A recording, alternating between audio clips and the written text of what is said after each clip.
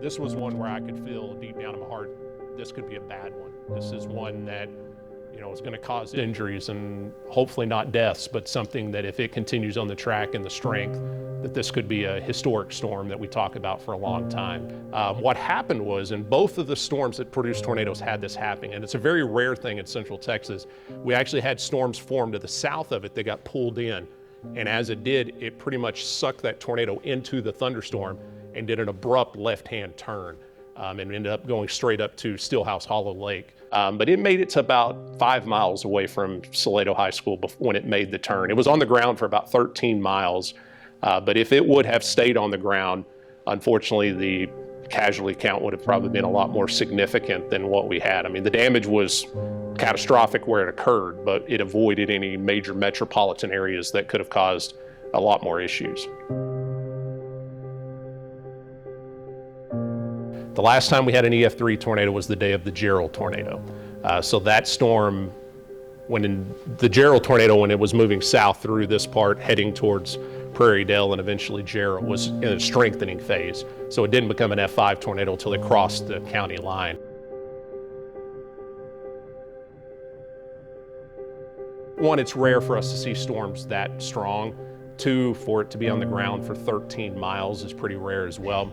And a lot of tornadoes that we see in Central Texas are wrapped in rain, meaning there's a lot of precipitation, we can't see it. This was a very different storm, as people here in town could see the storm miles away as it was approaching, and that's pretty rare when it comes to tornadoes in Central Texas as well. So that was something we were tracking and seeing, but it was your very prototypical monster thunderstorm. I can remember tracking in that day, seeing the setup of it, that it was something that we knew was going to be very bad.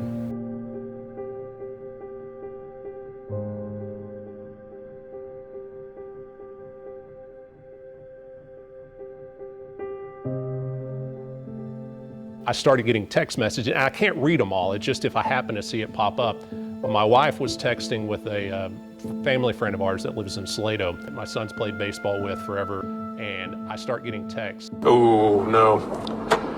Oh, I just found out some of our friends' house got destroyed with this, so they live down in that area. All I see is the house is gone.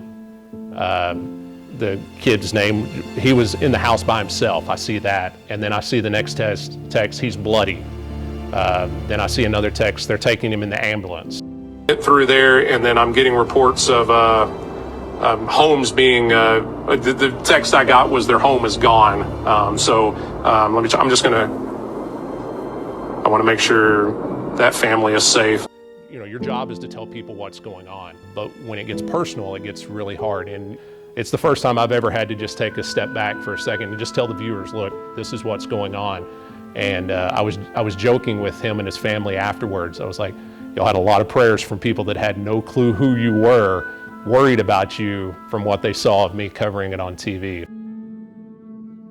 Our family's been pretty close with Brady Taylor and his family for several years. We've been playing travel baseball with his son. Him and Garrett were on the same team, so we spent a lot of times joking together in the stands and hanging out, and we talked quite a bit, stayed in hotels together. It was an every weekend thing. We were pretty much with that family, so we were very close.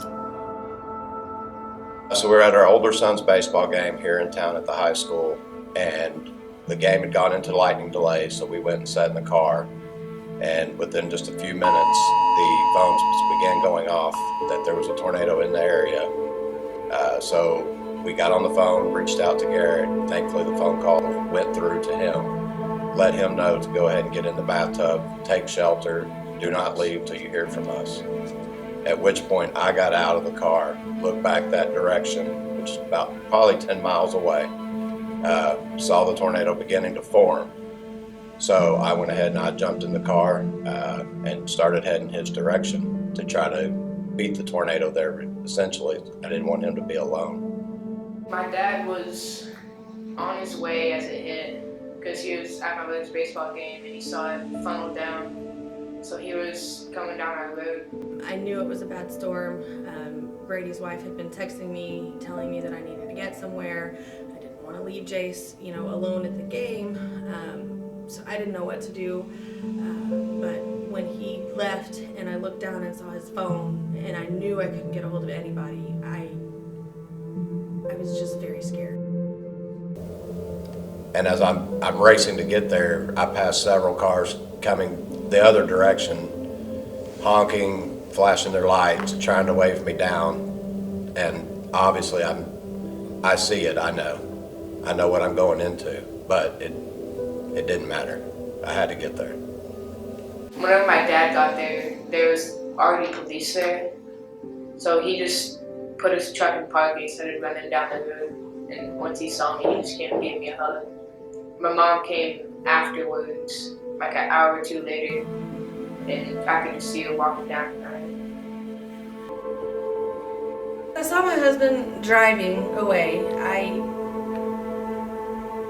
did very much realize that could potentially be the last time I ever saw him or Garrett. But when he left and I looked down and saw his phone and I knew I couldn't get a hold of anybody, I was just very scared. I knew that could potentially, when I told him I love you, be safe, might have been the last thing I ever said to him. In the eye of the storm, you remain in control.